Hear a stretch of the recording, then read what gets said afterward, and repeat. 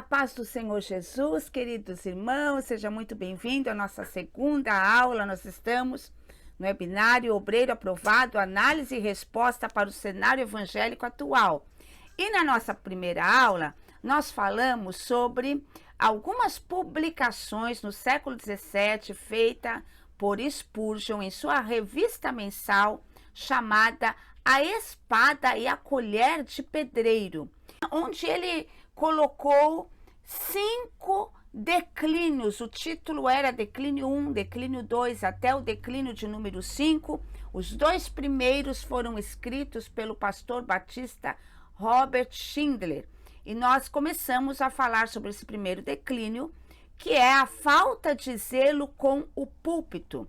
Estávamos, inclusive, estudando alguns versículos na segunda carta de Timóteo, no capítulo de número 4. E eu gostaria de falar um pouquinho sobre a igreja amigável, onde o cliente é soberano. Nós vamos ver na obra de MacArthur, Com Vergonha do Evangelho. Nós vemos aqui na página de número 47, onde MacArthur escreve: apresento a seguir algumas citações daqueles recortes que descrevem a pregação em uma igreja amigável. Escute só o que ele escreve aqui. Aqui não há fogo nem enxofre, nada de pressionar as pessoas com a Bíblia, apenas mensagens práticas e divertidas. Outro pastor disse: os cultos em nossa igreja trazem consigo um ar de informalidade. Você não verá os ouvintes sendo ameaçados com o inferno ou sendo considerados como pecadores. O objetivo é fazer com que se sintam bem-vindos, não de afastá-los. O outro diz: como acontece com todos os pastores, a resposta é Deus, mas ele o menciona apenas no final e o faz sem muita seriedade. Nada de discursos, nada de altos brados, nem fogo, nem enxofre. Ele nem usa a palavra que começa com a letra I. Nós chamamos isto de evangelho light. É a mesma salvação oferecida pela velha e boa religião antiga, mas com 1/3 a menos de culpa. Aqui, outro pastor diz, os sermões são relevantes, otimistas e, o melhor de tudo, curtos. Você não ouvirá muita pregação a respeito do pecado, da condenação e do fogo do inferno. A pregação aqui nem se parece com pregação. É uma conversação sofisticada, polida e amigável. Quebra todos os padrões estereotipados. E o outro diz: nosso objetivo é que as pessoas entrem pela porta da frente e então tirem de suas mentes aquela ideia do pregador que transpira, afrouxa a gravata, pressiona as pessoas usando a Bíblia, que grita e esbraveja acerca de perecer no inferno por toda a eternidade. Então, ele fala sobre a clientela na igreja. MacArthur, ele faz uma comparação da igreja ou da pregação como um produto e dos membros como clientes. Você está vendo aí no seu slide uma charge, não é? Que demonstra, que mostra exatamente o que MacArthur diz no seu livro, onde a igreja, ela tem que ser a mais amigável possível. E o cliente, agora não é mais Deus que é soberano, mas o cliente que é soberano. É aquilo que Spurgeon disse na sua primeira publicação, declínio número 1, a respeito do tempo da pregação, onde as igrejas estavam se preocupando em trazer pregações cada vez mais curtas para que as pessoas ficassem mais confortáveis e não reclamassem. E, na verdade, é isso que nós temos visto muitas vezes, não é, meus irmãos? Agora, continuando com o versículo que estávamos estudando na segunda carta de Paulo a Timóteo. Nós paramos onde Paulo disse: pregues a palavra, instes a tempo e fora de tempo. E depois ele continua dizendo: redarguas, repreendas, exortes com toda longanimidade e doutrina.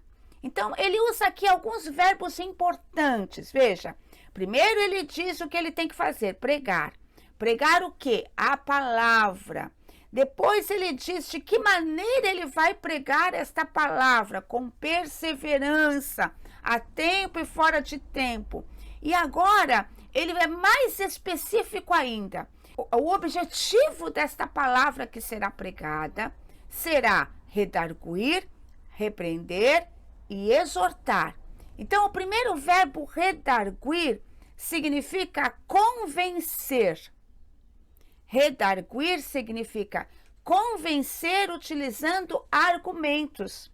Significa que aquele que vai pregar, ele precisa ter convicção da palavra que será pregada. Ele deve ter se dedicado, se aprofundado, estudado de tal forma que ele possa usar de redarguições, de argumentos que irão convencer, claro, através do Espírito Santo de Deus, aquele que está ouvindo. Mas ele também vai repreender, e repreender significa censurar, advertir. Então, a palavra de Deus, ela é, na sua essência, confrontadora. A palavra de Deus, na sua essência, ela vai nos censurar e nos advertir quase todo o tempo. É através dessa censura e dessa advertência que o Espírito Santo vai trazer convicção de pecado, da justiça e do juízo de Deus e gerar arrependimento naquele que ouve. Mas essa palavra também vai ser exortadora, ele vai redarguir, repreender e exortar. E este verbo aqui no grego significa consolar, mais parecido com aquilo que o Espírito Santo faz com a sua igreja. Então, veja bem, Paulo está dizendo, olha, você vai pregar a palavra, você vai perseverar em pregar, você vai pregar em tempo e fora de tempo. Nesta pregação, essa pregação terá como objetivo redarguir, repreender e exortar. E como que você fará tudo isso? E ele complementa esses verbos dizendo, com toda longanimidade e doutrina. Então, agora Paulo está apresentando o tom da pregação, o tom da mensagem. O tom será com longanimidade, quer dizer, será com paciência. Paciência, que significa a misericórdia sobre aqueles que te ouvem e que ainda não se converteram, que ainda não se arrependeram, que ainda estão persistindo no erro. Então, você vai repreender, você vai redarguir, mas você não vai fazer isso de qualquer jeito, você vai fazer isso com paciência e também com doutrina. E doutrina significa ensinamento, significa teologia sólida.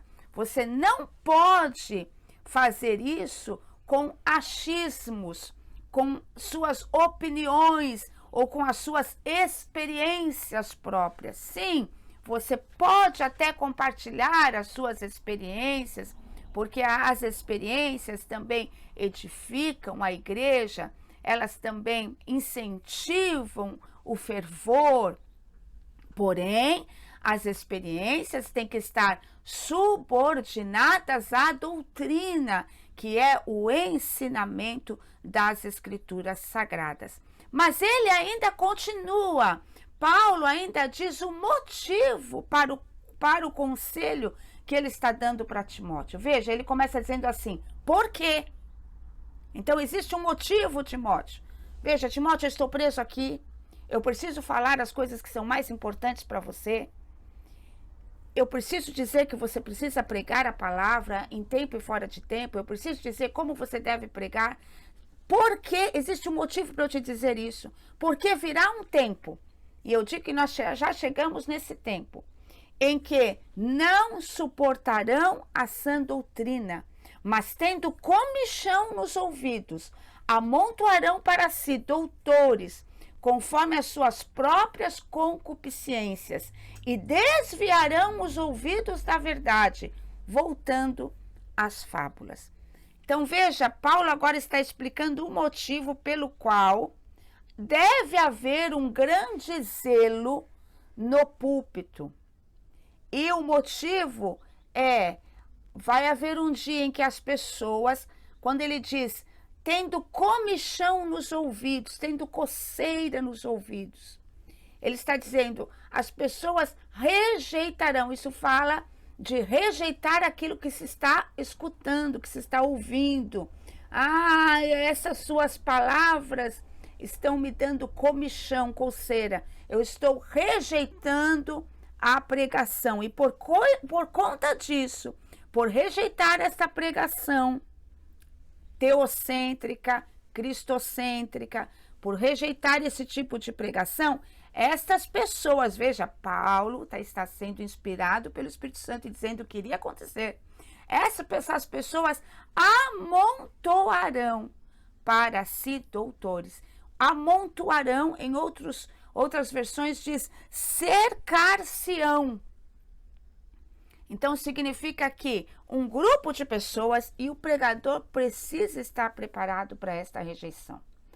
Aquele que decide obedecer ao Senhor e pregar exatamente aquilo que Deus deseja, ele precisa estar preparado. Então Paulo está preparando Timóteo, porque vai haver sim um grupo que rejeitará, e este grupo ele vai se cercar de pessoas que irão trazer exatamente aquilo que eles gostariam de ouvir. E eu vou ousar em dizer que muitos pregadores famosos, muitos destes estão pregando exatamente aquilo que esse tipo de grupo quer ouvir. Claro, não são todos, né? E nunca serão todos, porque a palavra de Deus nos garante que sempre haverá uma remanescente, sempre haverá a igreja fiel, os servos fiéis, mas existem muitos que estão recebendo fama por conta disso, porque estão desviando os ouvidos da verdade e voltando às fábulas. Então, falando ainda sobre o primeiro declínio, que é a falta de zelo com o púlpito, e nós dissemos que nós iríamos fazer uma análise da situação e trazer respostas. Então, nós vamos falar de uma outra obra, a obra Deliberadamente Igreja, de Mark Dever, onde ele vai falar sobre o entretenimento. Mark Dever, um pastor que também tem muito zelo com essa questão da pregação cristocêntrica, ele escreve, entre outros livros, este livro Deliberadamente Igreja, e na página 67, ele diz assim: evite o entretenimento. Muitas igrejas nos Estados Unidos têm usado métodos de evangelização fundamentados em entretenimento. Alguns têm chamado isso de teotretenimento. Olha isso. Veja se não parece exatamente aquilo que Paulo disse para Timóteo. Eles desviarão os ouvidos da verdade. Teotretenimento. Para compartilhar o evangelho, tanto a adultos como a crianças. No caso dos adultos, o método geralmente envolve uma forma de pesquisa do público-alvo, a criação de um culto evangelístico em que tudo, desde a música até o sermão, é estruturado com o propósito de fazer com que as pessoas se sintam bem. Uma abordagem do tipo sente-se e aprecie o show. No caso das crianças, o método assume a forma de grupos ou de escola dominical que gastam maior parte do tempo pensando em atividades engraçadas que introduzirão disfarçadamente o evangelho. Não há nenhuma razão para argumentarmos contra a comunicação do evangelho de um modo compreensivo, criativo e provocativo. Mas a evangelização, que assume a forma de entretenimento, tem algumas consequências perigosas. Lembre-se, aquilo com o que você ganha as pessoas é aquilo para o que você as ganha. O que Dever está dizendo aqui? Que muitas vezes, quando ele não está falando mal de estratégias, de métodos diferentes, nós vamos ver na própria palavra de Deus, no Novo Testamento, o apóstolo Paulo, Pedro, nas suas viagens missionárias, eles utilizando métodos diferentes para alcançarem culturas diferentes, até mesmo se utilizando de metáforas da própria cultura do local. Não é disso que Dever está falando, mas ele está falando de você entreter o povo no púlpito, de você utilizar-se do entretenimento para falar de algo sério e até mesmo amenizar a seriedade da palavra de Deus. E nós precisamos lembrar, queridos irmãos, que falar de Deus e falar do Evangelho é falar de uma coisa estritamente séria. Nós estamos lidando com a salvação da alma das pessoas. Ou as pessoas passarão a eternidade com o Senhor, ou elas passarão a eternidade num tormento do inferno. Então, isso é sério demais.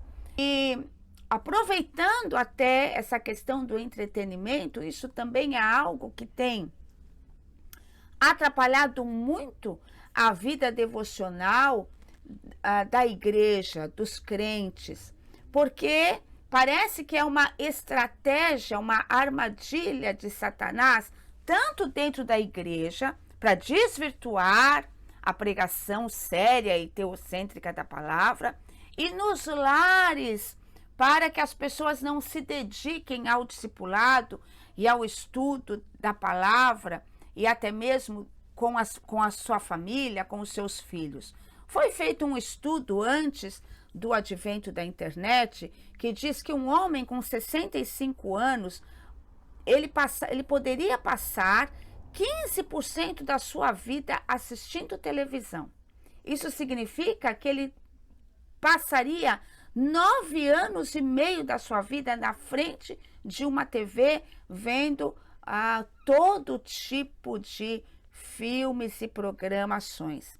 Agora, isso antes do advento da internet. Esse mesmo homem, se ele frequentasse a escola bíblica dominical, ele teria 4 meses de estudo sistemático das Escrituras. Veja, 4 meses de estudo para 9 anos e meio na frente da televisão, se entretendo. Agora, vocês imaginem se esse estudo for feito hoje em dia. Quanto tempo nós passamos na frente de um computador nos entretendo?